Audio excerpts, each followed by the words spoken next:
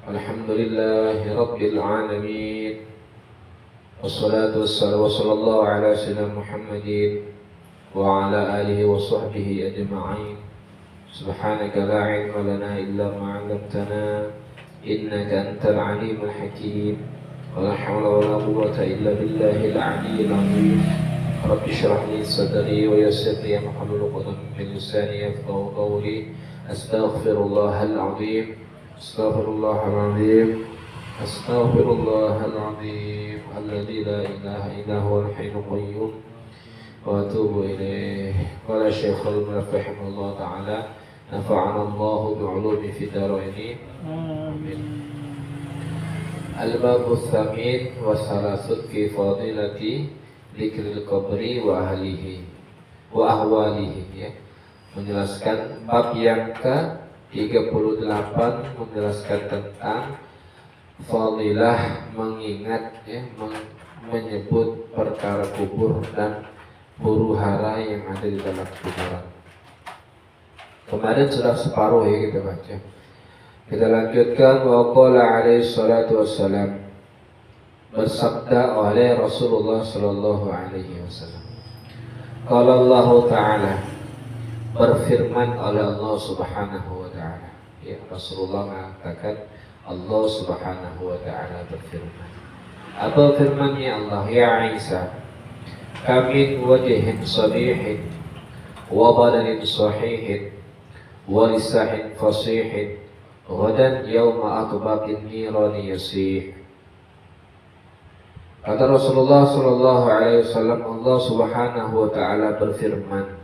Artinya ini hadis qudsi, hadis yang di dalamnya terdapat firman Allah tetapi tidak tercantum di dalam Al-Quran. Allah berfirman kepada Nabi Isa alaihi salam, wahai Nabi Isa, wahai Isa, yakni Nabi Isa alaihi salam, berapa banyak, kata Allah, daripada wajah orang yang rupawan, ya, wa badanin sahihin, dan badan yang sehat, wa lisanin fasihin, dan lisan yang fasih, dan besok, ya, pada hari kiamat, baina adbabin nirani yasihuna, ya, di antara lembah daripada tingkatan-tingkatan neraka, mereka berseru, ya, mereka berteriak. Artinya orang nanti masuk ke dalam surga neraka, ya, dalam keadaan badannya utuh, segalanya utuh, ya, tapi disiksa nanti dalam keadaan berteriak. Atau ketika di dunia, ya, badannya waktu di dunia orangnya tampan, ya, lidahnya itu badannya sehat, lidahnya itu fasih, nanti mereka masuk ke dalam neraka dalam keadaan berseru. Banyak ini pentakwilan hadis ini. Salah satunya mungkin hati-hati yang mungkin di dunia dia diberikan nikmat oleh Allah Subhanahu wa ta'ala, diberikan wajah yang tampan. Ya, bagi saya hati fitnah, ya. Kalau orang ini tampan, kan tak banyak cewek yang suka, ya, kan? Sehingga godaannya tak banyak. Ada cewek suka mukanya buruk misalnya, ya, ya, dia tak mau juga kita. Gengsi, kata kawan, masa katanya kamu cewek ya kayak gitu, katanya, ya. Maka wajah yang tampan itu juga sebagai fitnah atau ujian di dalam dunia. Mungkin saja jadi playboy, ya, main cewek, kan? Ada syukurnya muka kita tuh pas-pasan, ya. Ada syukurnya. Mungkin di dunia kita nyesal, mungkin apalah aku nih dalam keadaan wajah yang seperti ini. Tapi nanti di akhirat, ya Allah, alhamdulillah, ya, alhamdulillah ya Allah, ya aku dulu tak dijadikan oleh Allah, Engkau jadikan sebagai manusia yang tampan wajah, sehingga aku tak pandai main cewek. Atau badannya sehat, diberikan kesehatan badannya di dunia, ya. Tetapi apa? Ya dia lupa, ya kesehatan itu ya melalaikan dirinya. Kadang-kadang kita kalau sudah kena sakit baru ingat kepada Allah. Iya kan? Orang dulu hidupnya angkuh seangkuh-angkuhnya, tiba-tiba kena penyakit kencing manis. Nah susah betul hidupnya ya. Sikit-sikit kakinya bengkak, sikit-sikit mau bawa ke dokter atau penyakit-penyakit yang lainnya. Berobat puas, berobat sudah ujung-ujungnya pasrah ya kepada Allah Subhanahu wa Ta'ala. Nah orang yang diberi sakit itu sebenarnya bagus ya. Kalau sabar dia kafaratul dzunub, pelebur bagi dosa-dosa dosanya. Iya kan? Macam Fir'aun, ya. Fir'aun itu kenapa di dalam hikayah diceritakan kenapa Fir'aun itu dianya berani mengatakan dirinya adalah Tuhan. Kenapa? Karena dia selama hidupnya tak pernah sakit. Ya. Fir'aun itu demam pun tak pernah dia. Ya, demam, meriang, tidak pernah lagi ya. Tak pernah. Ya, amalannya mandi sebelum subuh. Ya. Karena awet muda mandi sebelum subuh. Nah, itu sebagai fitnah juga untuk kita rupanya. Kalau sudah sakit baru ingat beribadah kepada Allah Subhanahu wa Ta'ala. Makanya salah satu penyakitnya waliullah itu ada nama istilahnya hamlul adha, menanggung rasa kepedihan daripada dosa-dosa. Dalam riwayat itu di hikayat diceritakan banyak wali-waliullah itu yang dia hidup dalam keadaan sehari-hari itu merasakan panas yang sangat panas pada diri, demam. Ya. Seperti Imam Abdullah bin Abdul Haddad itu, beliau itu diceritakan 40 tahun beliau menjadi wali kutub, 40 tahun beliau merasa demam panas dingin, tak sanggup kita, ya, tak sanggup kita, demam nanti bawaannya, asik kena bisul aja, ya, sakit kena bisul, selesai bisul timbul lagi bisul yang lain, ya. Demam bawa ke bidannya. Esok sembuh lagi, timbul lagi sebelah sini. Begitu terus. Nah, itulah umpama orang wali-wali Allah. Hari-harinya sakit aja terus. Kita tak sanggup ya, kena bisul sekali dua kali dia merawat sebenarnya. Apalagi pasti pantat. Nak duduk susah, nak baring susah, nak terlentang susah. Nah rupanya orang yang sehat itu juga menjadi cobaan dia nanti di dunia. Walisan fasih dan lisannya fasih, pandai dia ketika berbicara sama orang intelektual, ya. Cuma tahu ngomong aja ya, tahu amalkan ya.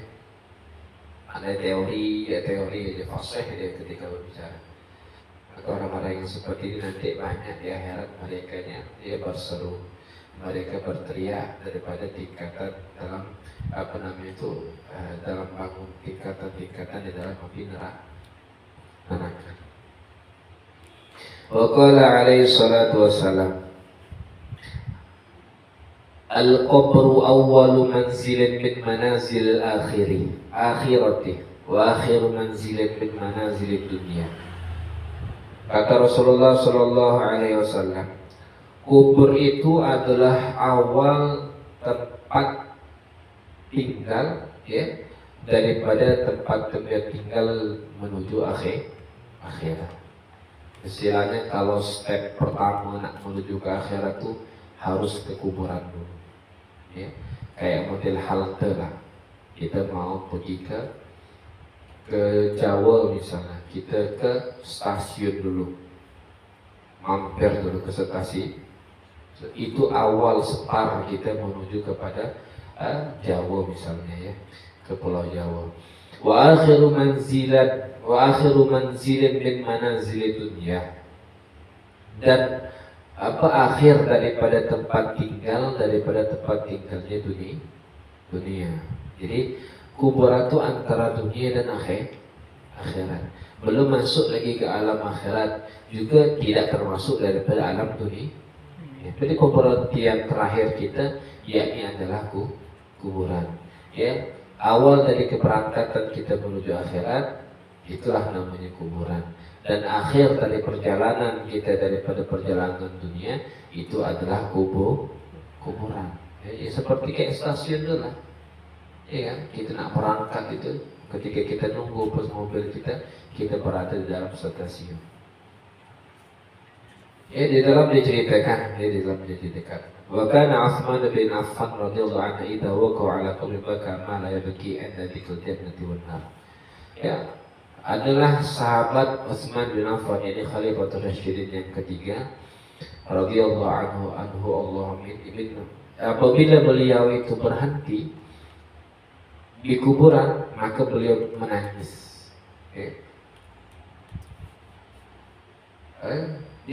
Beliau tidak menangis sebagaimana ketika neraka dan surga diceritakan. Beda nangisnya.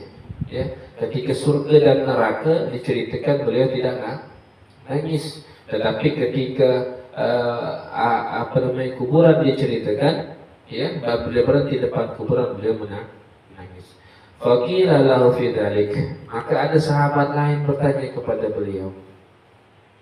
Maka beliau menjawab, sami'tu Rasulullah sallallahu alaihi wasallam yaqulu al-qabru awwalu manazil al-akhirati fa inna ja'a al-'abdu minhu fa ma ba'dahu aisaru minhu.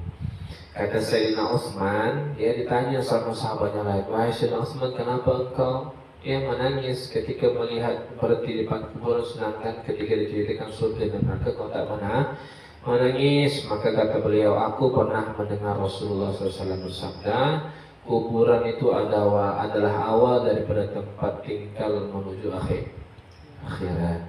Ya, apabila seorang hamba selamat daripada kuburan, maka setelahnya dia akan mudah untuk melaluinya. Artinya apa? Ya, ketika seseorang itu masuk ke dalam kuburan, dia bagus di dalam kuburannya, itu menunjukkan nanti di akhirat juga akan bagus. Maka Sayyidina Utsman tidak berpikir tentang surga dan neraka, karena ketika masuk dalam kuburan orang itu akan mengetahui bagaimana nanti keadaannya setelah itu. Ya. Ternyata kita masuk dulu kuburan, masuk dulu. Kalau nak tahu kita ini macam mana nanti tempatnya enak bagi kita. Ya.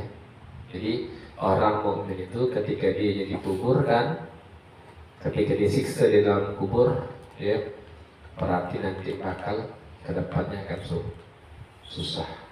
Tapi kalau dia di dalam kuburan diberikan tempat tinggal yang luas, penerangan, ya, daripada lapangan-lapangan hijau, ya, itu menunjukkan tandanya nanti ketika dia menuju kepada akhirat itu lebih mudah. Fama ba'dahu aisaru minhu, maka setelahnya nanti itu akan lebih mudah untuk dia.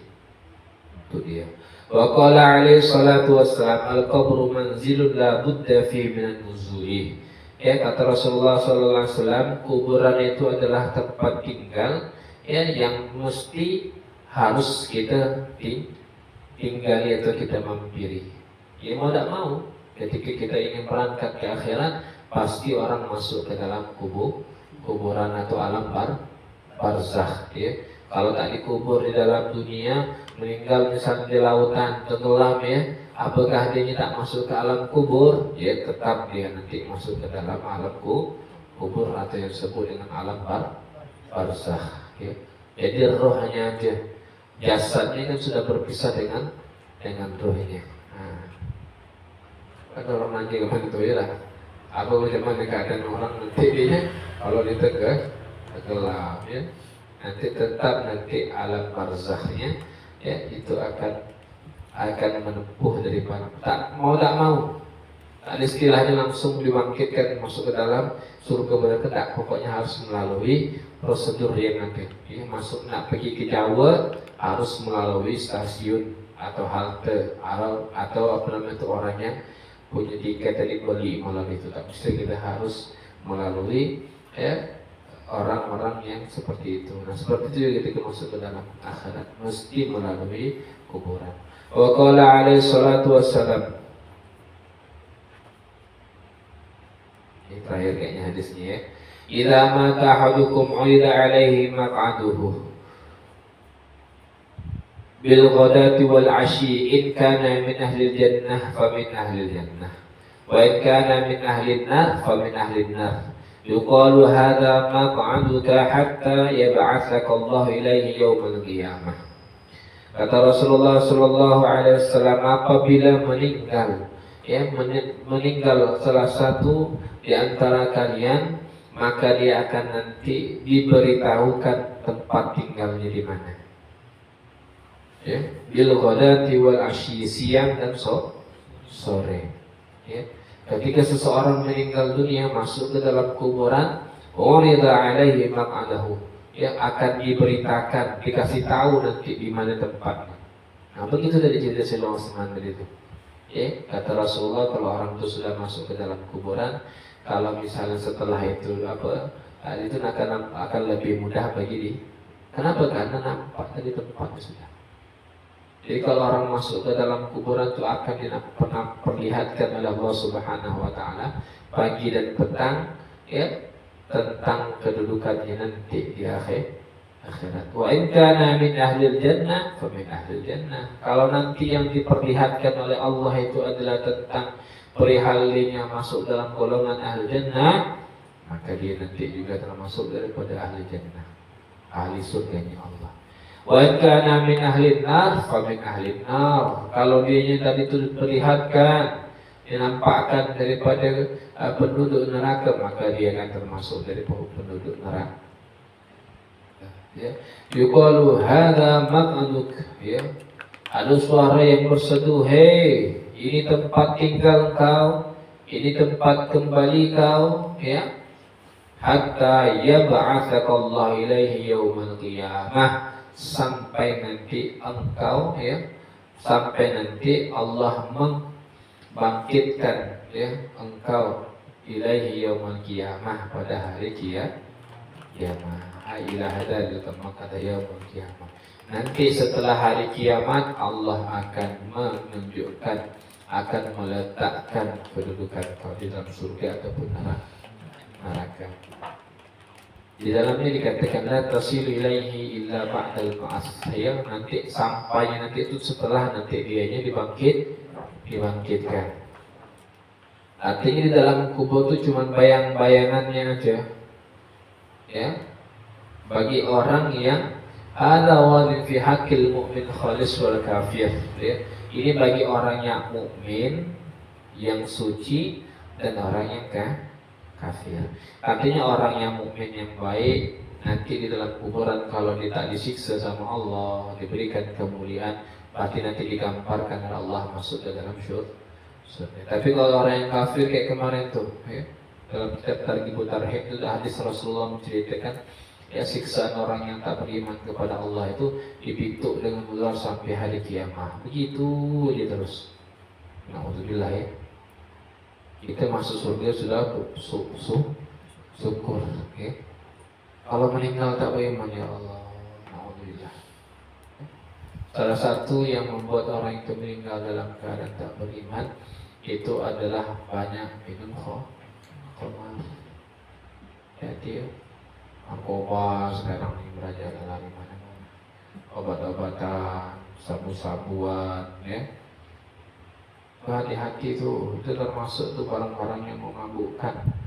Ya, salah satu tanda orang yang nanti meninggal dalam keadaan tidak membawa iman adalah mereka yang suka minum khamar.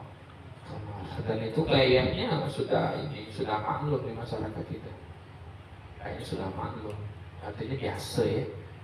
Nah, jangan biasa. Masuk neraka biasa, mau masuk biasa. Ya, jangankan neraka api, kompor, ya, tangan kita begini meletup, ya, apalagi badan kita yang diceritakan ketika terkena api neraka tuh, telapak kaki aja yang terkena, itu panasnya melepuh sampai ke ubun-ubun kepala, meledak ubun-ubun kepala itu. Oh, saking panasnya itu kan. Cuma baterainya tuh dari kaki, ya. Macam dia pilih-pilih makanya meletup, ya, dari bawah sampai kan tersebut punya. ya, bagi mukmin yang beriman dan orang yang kafir. Nah, bagaimana? Wa kana al-mu'minu alladhi yatakhallatu amal bidammi. Macam mana dengan orang yang mukmin tapi dia selalu berbuat maksiat ketika di dunia?